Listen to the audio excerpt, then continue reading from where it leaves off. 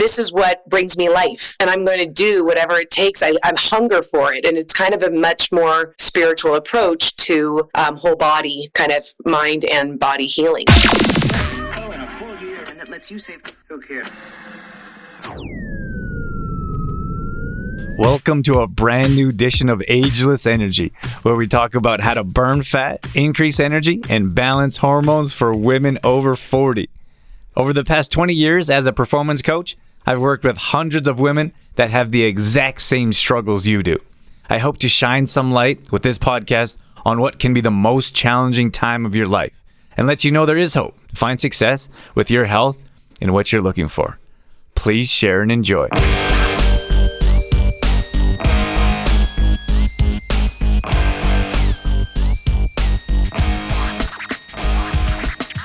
We're super excited to welcome a brand new guest. So without further ado, welcome to the show, Anna. Hey, thanks for having me. It's so fun to be here. It is our pleasure. Why don't we jump into it? Give our audience a chance to resonate with you for a moment. Tell us who you are and what you do. Okay, hi, my name is Anna Rahe. I run a company called GST Body that's dedicated to health and wellness through fascia, a very unique substance and whole body system. And I love to help people with aches, pains, digestive issues, problems with their kind of holistic body issues to get to a better life. That's how long have you been doing that for?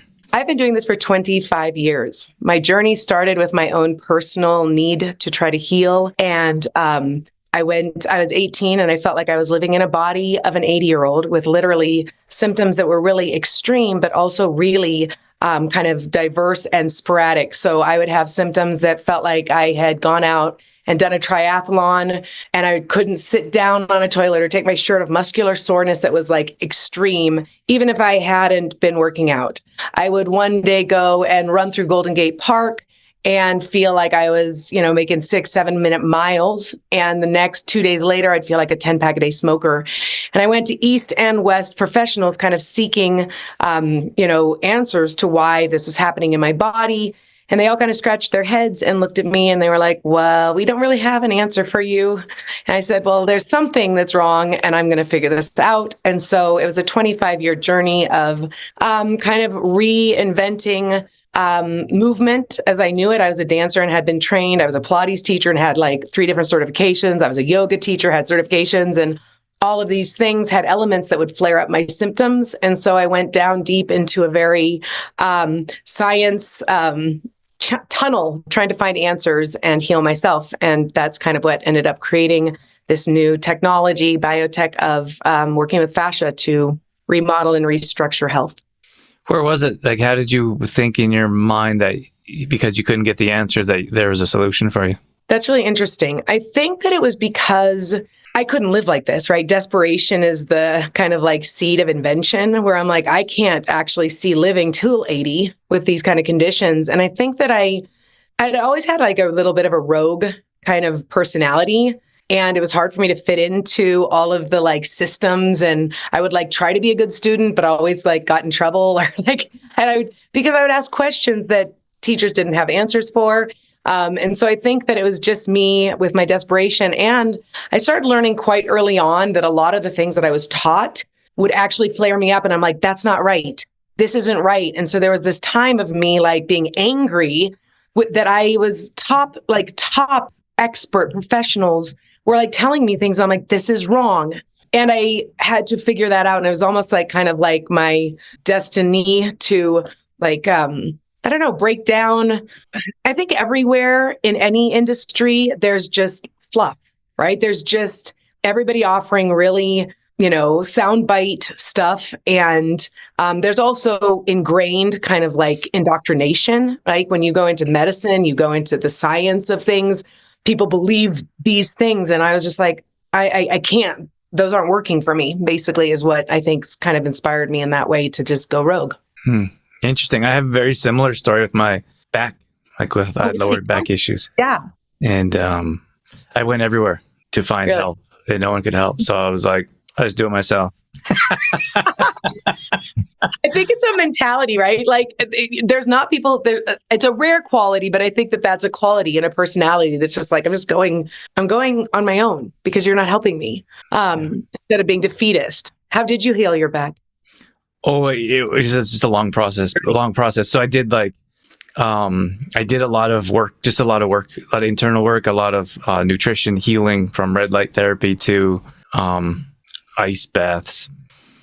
So I would do an hour of healing through different modalities in the morning, an hour in the evening, and people thought I was crazy. And I was like, surgery, medication, and no one else helping me from even the holistic side wasn't an option for me. So 2 hours a day was more than worth the sacrifice, in my opinion, to be 100% healthy, zero pain, zero limitation. Yeah, that's right. And I think when you spend that kind of time in your body and deeply embodied, it actually becomes like a ritual. It becomes sacred. It becomes this thing where it's not a task to do or a thing you have to add to your list. This is what brings me life. And I'm going to do whatever it takes. I'm hunger for it. And it's kind of a much more spiritual approach to whole body, kind of mind and body healing. Yeah, interesting. Very good point. Because it wasn't like a thought. It wasn't like, oh, I have to do this. It was like, this is what I do. And the more I did it for the longer period of time, I got healthier and I could feel myself getting stronger. So it wasn't like a negotiation. It was like, this is who I am now until my journey. And you still have that deep practice, right? I mean, it's maybe doesn't look the exact same, but the imprint of that connection to yourself still exists. Yeah, right? 100%, because I still do some of those things. And it's not as intense. I don't know if it needs to be, but that's the thing with a lot of people. We work with individual coaching clients as well. And they'll say, oh, I threw my back out. And I'm like, well, what have you been doing to maintain your back health? Nothing. Right? So you didn't actually throw your back out. You just didn't do anything to prevent anything. Yeah, it's called entropy. Right. You didn't actually try to restore it and go towards vitalism. There's these two thoughts on vitalism and entropy. And one is the perspective that the human is inclined towards trying to get better, trying to be better, trying to improve, and wanting to get to more life qualities in their life, like back to life. And the other one is, actually, we started perfect. This comes kind of back to religion a little bit, but we started perfect, and then everything else degrades into this mortal sin, into this total dilapidation of health, into disease. And it's like, which path is accurate? And I would argue that it's the one that you choose to take, right? Are you taking the red pill or the blue pill to be able to change that for you? And I think that people find that it's super overwhelming. I do remember being like, I don't know what to do. And there was this moment of panic. And I think when I say moment, it wasn't like I'm sitting here and it lasted 60 seconds. I say I would try things and then I'd have a flare up and I'm like, I don't know what I'm doing. But just every day, a little bit of like micro movements in this direction of like, this feels better than this did. I'll choose the goodness here. This feels better than this did. So I'm going to choose this here. And I think we forget that process is more important than like perfection or getting the right recipe or, so I don't know if that resonates in your journey, but it feels like you are tinkering rather, with things and trying to figure it out, which is like, I don't know, it's like the gift that keeps giving because it's teaching you other skills that then become, influential of your whole life. Yeah. Super interesting. So many takeaways from there. It's like we're always looking for the end, right? But yes, what destination, 30 days. Yeah, sorry. Go ahead. No, that's okay. That's the end. That's the end that we're looking at. But we don't realize all the things that we learn or all the things that we experience or all the other improvements that we see in our life on that journey. And without that appreciation, innately, I knew that I would be able to teach other people how to heal their back while I was going through this, which helped a little bit. It was still a whole lot of misery and pain that I would otherwise choose not to. That's right. But I feel like appreciating that step-by-step process and being like, I can experience this, I can speak to this, I can heal this, helps in so many other ways. Two words, and one we talk about all the time in health and wellness is like homeostasis. Homeostasis, it's like this catchphrase, but then there's this concept of allostasis. And it's this principle between homeostasis is the state of, and allostasis is the process of. And so we're aiming towards this homeostasis. We'd all love to be equally balanced, zenned out, blissfully, without tension. But life isn't like that. And so really the real work is jumping in to our bodies, to our diets, to our relationships, to our spirituality, and get dirty and get like messy with it and be like, how do I fix out this pain? How do I, like, this pain is not good. It's not bad. I hate it, but it's just information. And I need to know how to process it in my language with the body and working with fascias. It's the primary energy modulator in your body. That's one of its highest functions. And it's busy, like modulating high frequency stresses from low frequency loads inside, cells reproducing and the physiology.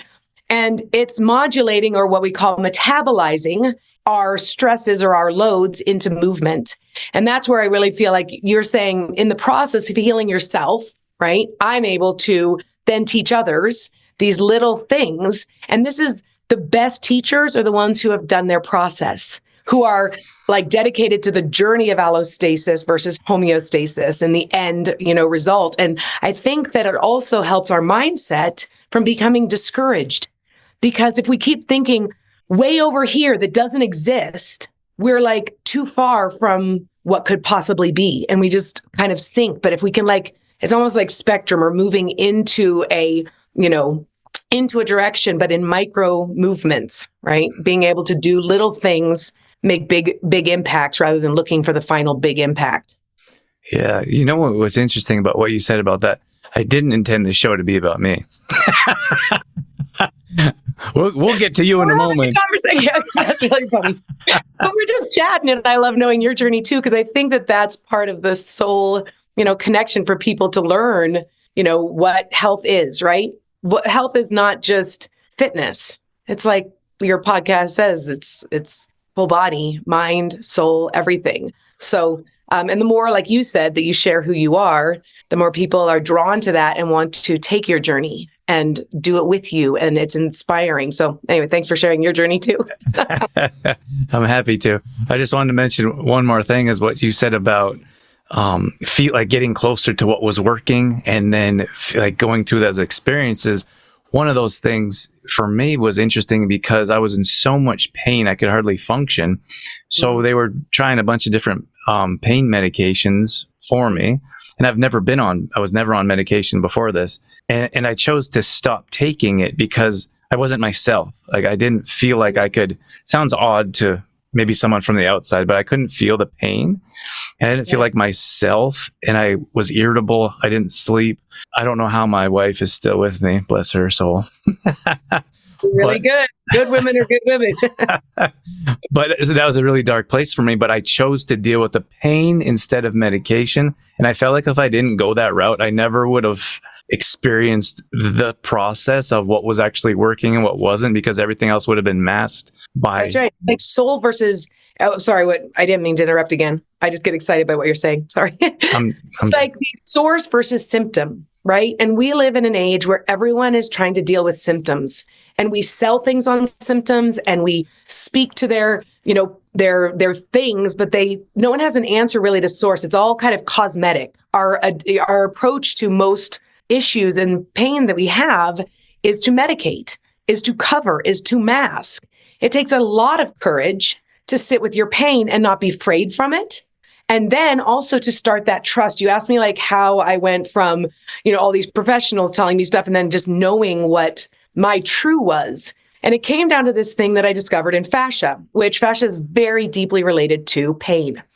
It has 3 or 4 times as many sensors as any other tissue in the human body. It's constantly listening and calculating and taking in information and computing that to your brain. And so this big sensory organ, this huge communication network inside of your body is communicating and talking of tensions and pain. And that's where it ends up sitting. And it's not related to the neurological side. And I won't go into the science of that. But what I did notice is that if I could do this certain thing with my fascia, muscles contract. I don't want to make it a mystery. I want to tell your audience that muscles contract, right? When we lift up something heavy. Fascia has its own contractile nature. It's just lighter and you can control it.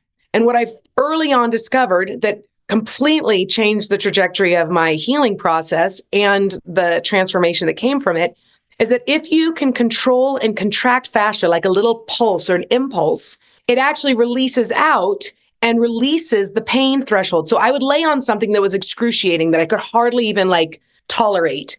And I would lay there and I'd breathe for a minute. And then I'd be like, could I move that pain? How would I take that pain and actually move it? And sure enough, I could control something inside of my tissue. I would kind of like manipulate it and move my body in a way. And the pain wouldn't go away immediately. But what it would do is it would like mitigate. It would like almost like be cut in half. And then I'd do it again. And it would get cut in half and again. And so this process of learning that actually I can use my pain as my pathway to freedom was really profound for me. That was all of a sudden, pain wasn't this thing to medicate. Pain was this thing to direct me. All I have to do is like see this pain and then move it and metabolize it, see it and move it. And all of a sudden possibilities opened and healing can, come in.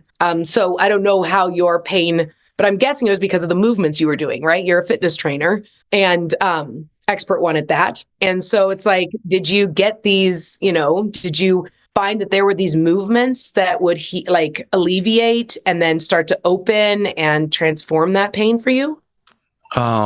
My gosh, no one's really asked me that many questions about it. Certainly not that. All right, we can talk about something else too. No, that's fine. It's interesting. It's super interesting. I feel like almost emotionally, it's something I've moved away from because it was such a challenging thing to go through. Mm-hmm. But there was different movements for sure. Different movements. You know what the thing for me was when you're talking about actually moving your pain around your body. I like that. Even just the visualization, because when I was in so much pain, I want to say I couldn't move, and I didn't because I didn't know, like everything seemed to make it worse. And then once I started to move, it got better. So I was like, I have to keep moving.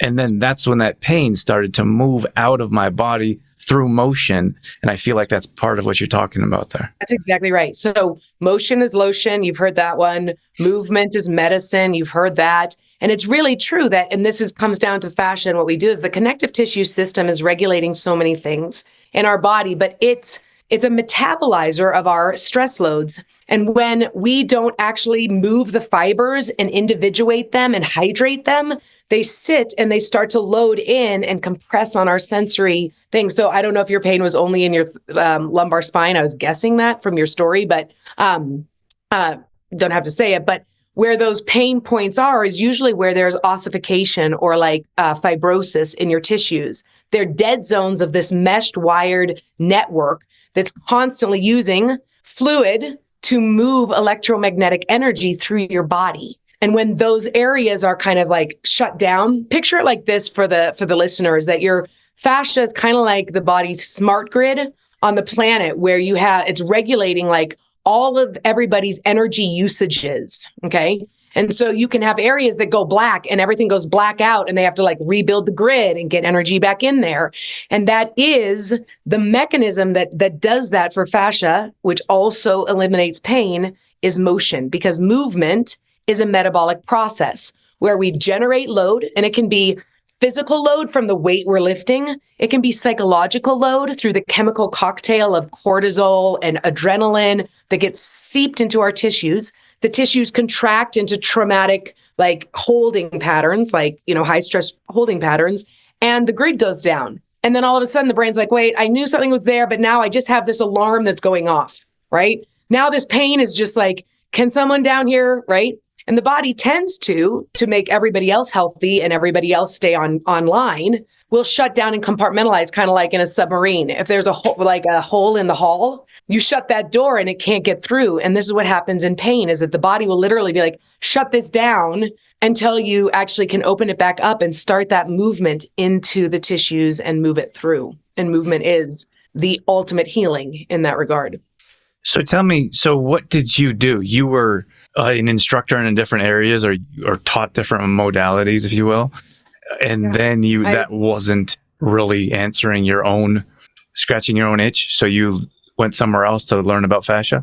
That's right. So when I started 25 years ago, fascia was known, but it's still kind of fringy. And even now in my field, it's mostly talked about in terms of sports and, conditioning training and getting flexibility and things like that. But there's this whole world of fascia. So back in 25 years ago is primarily a manual therapy medium where you have Rolfing and you have Heller work and someone would push on you and try to do deep tissue restructuring is basically what it is. Then the foam roller comes out in the 90s and everyone's like, oh, foam rolling is so great. And it is for some things. But the talk about symptoms is these are all like putting on lotion and it's good, all of these little things. But I couldn't get satisfactory results in a permanence. I wanted permanence. I did not want to always have to lay for 3 hours at night and try to fix myself.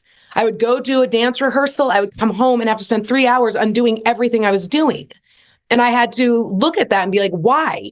I'm certified in 3 different Pilates programs and they were world class. Like these are not like online fitness, like these were certifications that took, 600 hours and 3 years to accomplish. And what it all came down to was this. I'm going to go to source for you rather than symptom, right?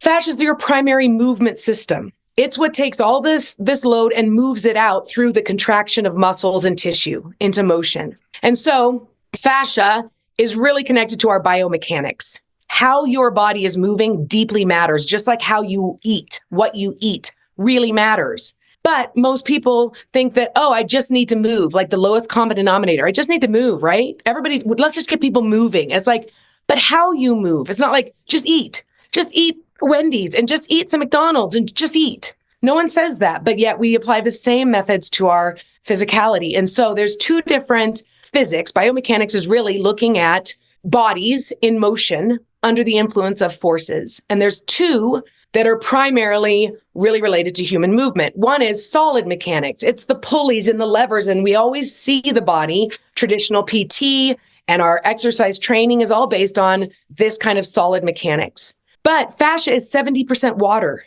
Your body is 70% water. That means that you move when you're engaged in your activities and doing your sports or working out, your body behaves more like a water balloon than a stick. And all of a sudden that changed the science of what you need to be able to use to have good biomechanics for your body. And so all of a sudden you have to look to fluid dynamics, not solid mechanics. For example, we're always taught to heal back pain by making a solid core. Tuck your pelvis under and make the muscles as rigid as possible. That's the answer to all of our back pain. And all of a sudden people are showing digestive issues, sluggish metabolisms, unhealthy microbiomes, increase in like Crohn's disease and all of these issues that they're all connected because of fascia. And so all of a sudden, we're locking down our answer to the pain is to make things more solid because that's the lens we look through the body at. But really, as you are experiencing in your own pain story, is that the more movement I get, the more mobile I am, the more open I am. So fascia says, you don't have a solid core through abdominal muscles. That's dumb because those are supposed to be soft for a reason. It's the only place on human anatomy that doesn't have skeletal structuring. So it should be movable and agile. And fascia's like, I don't want you to close your ribs and vice things down. That locks my diaphragm. That turns me into a constant sympathetic response mode. And so when you start looking at what fluid dynamics wants, what fascia wants, the biomechanics are totally different. And so as soon as I switched my biomechanics, all of a sudden I would dance and it was my medicine. I didn't have to come home and do 3 hours on a reformer and trying to like heal the pain and roll out on balls and dig things in. And so all of a sudden it was an inside job. Fixing the body is an inside job. It is not lathering things on the surface of you and detoxes. And, it's like get into your flesh, get deep, get real, and you connect to yourself. Like, right, you said something that was really, really profound, which was, I had to spend 2 hours in the morning or 2 hours in the afternoon, but I would just go in and have to be with that pain and like be with myself. And people didn't understand. It wasn't that I was thinking it was a discipline. It wasn't an option. It gave me life. And that's what I, needed. But what made the healing is how deeply you connected to it, right? All of a sudden your body is like, oh, he's listening. Oh my gosh, rather than 16 more reps. I'm going to take this juice. I'm going to do a 20-day detox. It's like you've heard this expression even up in Canada of mind over matter. Everything in fitness has been presented as mind over matter. And our bodies are like, okay, because I matter. I'm the thing that's doing the activity. I'm the thing that's receiving the imprint of this force load. And so all of a sudden, it's almost like we have to reverse that and be like body over mind. matter over mind, go into our flesh and let it speak to us and let it teach us something about what its experience is. And then the mind can come in and be like, oh, now I'm going to help you. I know this technique from Drew. I know this technique from this. I'll go in and create my own dang technique, right? As long as you're listening, as long as you're awake. And I think that that's a process of healing pain, is becoming more awake, more alive. So tell me, you're working with, what do you call this? Are you a practitioner? You work with clients to help them improve their fascia? Tell me about that. That's right. So most, like I said a few minutes ago, most approaches to healthy fascia come down to manual techniques and rolling, balls and massaging. We use movement, which is why it's not really, what I do is not fitness per se, but it's really tissue manipulation through directing force into your body. And I teach people how to do that. I love that you say that you're like a ninja. And I'm like, oh no, seriously, you are. Because when you are manipulating forces and you become really good, like, you know how the Chinese used to have to like spend 40 years to master something because they were talking about qi and how you're moving the qi. Acupuncture meridians share 90% similar lines to fascial meridians. We're really talking about this like moving energy. And so what I personally do is I teach people how to play their instrument, how to align and direct the levers in their body to push force as a way to manipulate the tissue. And when you manipulate and restore fascia, it is, I don't want to say it's a miracle, but it's quite impressive how far-reaching the impacts are. Right? All of a sudden, you're like, well, I'm not having my digestive issues like I used to. I don't know why, but the source is just kind of, the symptoms just kind of like absolve, because you're really, if we were to bring it back to this idea of going to source, fascia is a source of so many things. It's the connective tissue system, right? It connects everything. So that's what I do. I teach people how to manipulate their tissue, and it's fun fitness. It feels amazing. It feels like a deep tissue massage through motion. One of the things I would like to ask of you guys is that some of you know that I don't run ads on the show and don't plan on in the immediate future. So the only ask I have for you is that you help us spread the word so we can help more women burn body fat, increase energy, and balance their hormones. And the only way that we can do that is if you can rate and review this podcast. So the single thing that I could have you do or could ask of you is to leave a review. It'll take 5 minutes or one swipe of the thumb. It would mean the absolute world to me. And more importantly, you could change the world for someone else. As many of you know, there's plenty of women that struggle in this age group for balancing hormones, increasing energy, and burning body fat. So if you could help spread the word, that would make a big difference in our life and probably someone else's as well. Okay, so give me a picture. So this is a one-on-one, this is a class. Give me an idea what this looks like. We have both. I, for many years, had a private client roster. And when the pandemic hit, I shut my studio and I started doing things much more online. But I am now running this amazing coaching program, which has been really fun to see that GST can really translate even over screens, because it's just a different time than it is. And I'm not, but I do see some people, so you can do one-on-ones. I was just up in your beautiful Canada over the holidays doing a private retreat for some people. Vancouver Island is lovely. And so I'll do those kind of things. And then I also really love classes because there's this energy of community, right? An essence of making the connection of self to others the way fascia makes the connection in your body, and being able to work with people in that regard too is really nice. So we have an online studio with pre-recorded videos, and you can also do like actual study with me.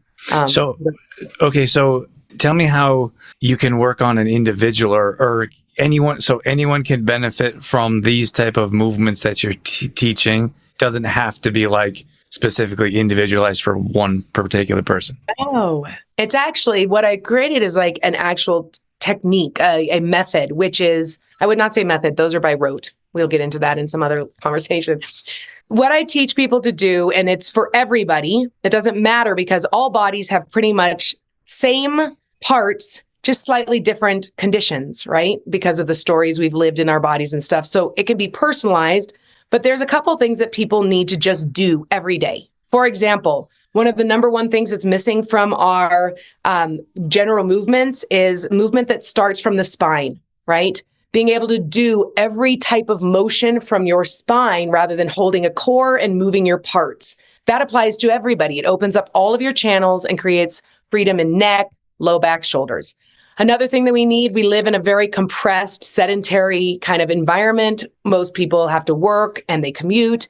And so the number one thing that they need is traction. They need animated, active traction, which lengthens fascia. It also strengthens the whole body because fascia functions from different laws than muscles. Muscles contract short to get strong. Fascia gets strong by pulling long. And it's kind of like the way you could describe it is that fascia is organized in fibers that are held together by gel water into a lattice type tube.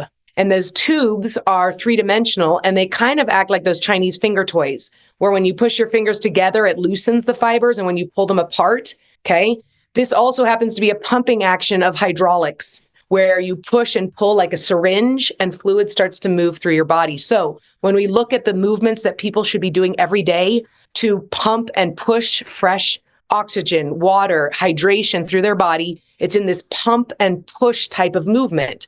Ironically, all of our biomechanics are flexion, compression, traction, extension, and we start to see that. And so I try to get people to just do these very basic, like push and pull actions through wide ranges of motion. The other thing that we don't do is we try to hold positions a lot and tone, rather than my shoulder should be going through a range of motion like a backstroke in a swimming pool, forward, around. It's almost like you should look like a summer sprinkler that's being spun across the yard. That's how your movements should start to manifest. You can see this a lot in capoeira, which is a martial art form down in Brazil. You can see this in dance. Soccer is way more cinematic in its movements than is, what's another one? Like, each sport has a different level of cinematic motion. And I'm trying to think of one like weight training is obviously much more stationary and static in position. So I try to get people to literally in their day, first thing off the morning, go to your kitchen sink, grab onto the kitchen sink with your hands, put your toes against the baseboard, pull your butt back in space and pull all your vertebra apart like pop beads. And you just hang there. And you hang there and you try to pull and pull and pull and then come up and arch your back and lean your belly against your sink. So you're kind of like in a cobra standing. Then I have you pull back. That's one of the easiest things to do. If you know how to create traction off your kitchen sink, you're going to be in Starbucks lines and you're going to be pulling off of handicap ramps or railings at the office and this is what I really tell people is that fascia does not like a workout. It doesn't want to work out for 60 minutes of hard intensity once a day. It wants microdosing throughout your day. When you're at the park bench, when you walk by the parking meter in a car, fascia needs this. So if you learn those two elements of traction and compression, then the world becomes your jungle gym. And that is really what fascia wants. It wants regular dosing of think about water. Water that is regularly stirred is healthy. Water that is sitting stagnant in a pond is septic. And this is really kind of this elemental aspect of what we try to get people is moving their fascia to hydrate, and it naturally will increase flexibility and strength and detoxification. And so those are all different topics that fascia touches into, but the element is that. So when you're explaining that, I'm picturing my 2-year-old yes, who is very active, and I'm like so jealous. I feel like I learn more from him than he learns from me, but so flexible, so agile. He'll find a pole and he'll hang on it. And he wants to do this. It's organic to us. Mm-hmm. I love that you're bringing that up. I have a 18-month-old and he's my first little boy. I had 2 little girls and then a little boy. And he does this. Right. Everything that I have broken down through 25 years of trying to understand and implement, I'm like, wait, your shoulders naturally want to lift and they don't want to pull down and rigidly in your back. Oh, you want to lift your ribs and to get to your abs rather than pulling your ribs down. I'm like, if we let children and just encourage them to keep hanging rather than to step in line, to start sitting at the age of 6, you're absolutely right. They are moving more organically according to fascia, right? Then it's kind of funny because I think that there will be a movement in this for fitness. But you know how we've in our diet and nutrition approach, we've reinvented so many times. So we have paleo, and it's like going back to what the paleo old man was doing and do this. And I'm like, we kind of need to do that too, a little bit more like primal movements. Like, what are these movements that are innately were there in our past that we need to bring back? Because they're restorative. They really are. They can make us feel like our 2-year-old sons. And that's what I want. Don't you want to, as you age, don't you want to start feeling more like you're young rather than, oh my God, I can't get out of bed. Oh my God, this is so painful. Yeah, I think that's the future, really. I think that for longevity purposes, people will move more towards what you're talking about than clanging around weights. I feel like that's a dying industry, to be honest with you. I love that you said that. I agree with you. I agree with you. And I feel like it's time for people like you. And I thank you for having these conversations because we really have not evolved our principles of body training and conditioning ever, right? Like no one came in as like a disruptor of like, you're doing it wrong and we need to reinvent. It's always like a different spinoff. If you look at the top fitness, like people, I won't use names because I know them and they're in my industry, but I'm like, you're doing what Jane Fonda did. You're claiming to do all of this, but you're just like spinning the same wheel. I'm like, we need to hop off this wheel and we need to literally like progress and evolve and really revolutionize the ways that we think about the body in terms of motion and what it needs. And it is happening. I mean, there's some really great minds out there that are doing this. But you're right. I think it's a dying industry, especially just gyms and, rigid structured movement is. Did you know that also shares really interesting common lineage with military, right? Rather than like Olympiads were disc throwing. They weren't training in military tactics. And so there's a whole interesting, thing that we won't go into as a diatribe today, but of the psychology and sociology behind our movement patterns that come from cultures where we come from, and also the influence of, where our training has come from. And it's always been like military. And also it was turning around at the turn of the century when industrialization was happening and everybody was really into leverages and pulleys, the steam engines, right? Like all of this, how energy was being moved. It influenced literally after World War II. Am I talking too much? After World War II, the soldiers came back and no one knew how to rehab them. Their physical injuries, their amputees. I think it was at World War I, sorry. And Harvard brought all of their engineers, their civil engineers, in to look at the soldiers to try to create exercises to help them rehab. Well, of course, they're going to apply their mechanics, good mechanics for bridges and trains, but really not good for carbon life forms that are pumping blood, that are tubes, not sticks, that were like living capillaries of space and cells that are undulating. We can't be, healed by industrialized movement, right? And synthetic movement. It's kind of like akin to synthetic ingredients in your food, right? Too much sugar and preservatives and highly processed foods. Our movements are really highly processed and they don't really deliver nutrients to what we need in our bodies. Yeah, that's super interesting. I like the history of stuff, why and where things originated from, and often, kind of like you're saying, it doesn't make any sense to me. But just kind of follow because everybody follows. Yeah, for sure. We do have to wrap things up here, but I've been really enjoying this conversation. Our time has come to an end. Can you let us know where people can reach you at, or tell us people can sign up online? Tell us about what's going on. Okay, so I would suggest going to Anna Rahe. My name is spelled kind of funky. It's Rahe, like Rahi, rather than Ray. But it's Anna, ANNA, Rahe, RAHE.com. And you can also follow us online with GST Body. GST is gross sales tax in Canada, I think. So if the Canadians are listening, goods and sales, it's goods and services tax. That's what it is. So it's GST Body, and that you can find us online at, and also Instagram is a great place where we give tips and you can reach us using DM and stuff. So Anna Rahe of GST or GST Body. So hopefully the Canadians will at least remember that. People are like, you know what that is, right? And I'm like, I did not mean to do that. That's our tax. That's the tax you have to pay on your body. That's it. That's the tax you pay on your body. That's really funny. This was a great show, Anna. Thank you so much for taking the time for us. We had a blast. Thank you.